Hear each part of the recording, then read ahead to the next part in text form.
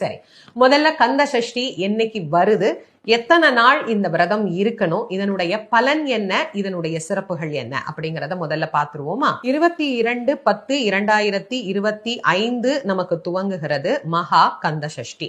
பிரதமை 21ஆம் தேதி மாலை 5:49 துவங்கி 22/10 மாலை 7:40 வரைக்கும் நமக்கு அமைந்திருக்கிறது. அதனால 22ஆம் தேதி காலை தான் நமக்கு மகா கந்த சஷ்டி அப்படிங்கிறது துவங்க ஆரம்பிக்கிறது. ஆக 22/10/2025 நமக்கு மகா கந்த சஷ்டி விரதம் துவங்கி 28/10/2025 வரை இந்த சஷ்டி விரதமானது நமக்கு நடைபெற இருக்கிறது. கந்த சஷ்டி விரதமானது மொத்தம் 7 நாட்கள். இதை நான் பல ஆண்டுகளாக தொடர்ந்து உங்களுக்கு சொல்லிட்டு இருக்கிறேன்.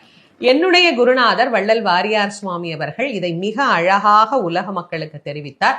அவருடைய அடியொற்றி அடியேனும் இதை உங்களுக்கு பல ஆண்டுகளாக சொல்லி இப்ப எல்லாருடைய மனதிலேயும் அது நல்லாவே பதிஞ்சு போச்சு.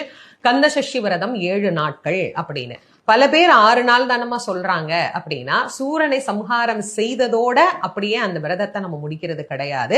முருகன் வள்ளி தேவசேனைய கல்யாணம் பண்ணி சாந்தமா ஆனந்தமா அருளுகிற நிலைக்கு வந்த பிறகுதான் நாம இதை பூர்த்தி பண்றோம். அப்படி பூர்த்தி பண்ணுகிற போது 100% நாம் வேண்டியது வேண்டிய வண்ணமாக நமக்கு கிடைக்கும். அப்படிங்கிறதுனாலதான் என்னுடைய குருநாதர் ரொம்ப அழகா இந்த மகா கந்த சஷ்டி விரதத்தை 7 நாட்கள் விரதமாக தான் கடைபிடித்து என்ன அனுபவத்தை பெற்றாரோ அதை இந்த உலக மக்களுக்கு சொல்ல